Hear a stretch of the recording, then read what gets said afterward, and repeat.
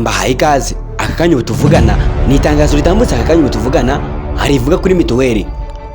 Ahangaha ubu tuvugana akaba ari inkuru mbazaniye cyasha kandi inkuru ikomeje kubatera abantu ubwoba, ngo bitewe n'uburyo ibi bintu biri kubasha kuba byaba, bamwe mu baturage bari guhinza imitima cyane, barashidikanya ati ntago ari byo, ariko abandi nabo ati byaba byemejwe. Reka mbaho kuri kwa nyako ahangaha kugira ngo musobanukirwe. Mbahaye ikaze, ni wa muhungu wanyu Didier usanzwe ubahiriza amakuru atandukanye aturuka hirya no hino.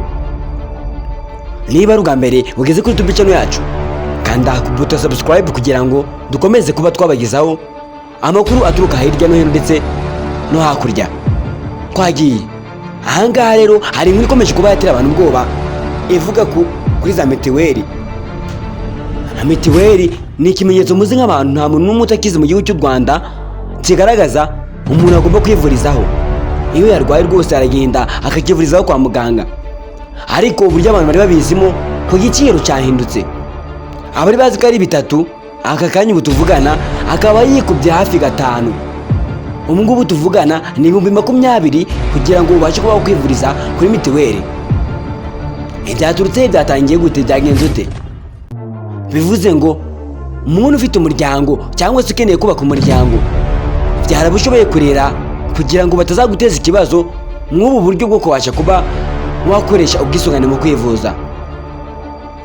Mu by'ukuri nugerageza kuba wabasha kwiyitaho hamwe n'umuryango wawe, uzabasha kuba wakemura iki kibazo cyo kubasha kuba waboneza urubyaro, cyangwa se ukabasha kuba wabyara bakeya abo ushoboye kurera kugira ngo bibashe kuba byaguha umutekano iwawe mu rugo ndetse no mu gihugu cy'u Rwanda. Bitewe n'uburyo ko nta kazi ufite gahoraho kabasha kuba kakwishyurira amafaranga ya mituweli.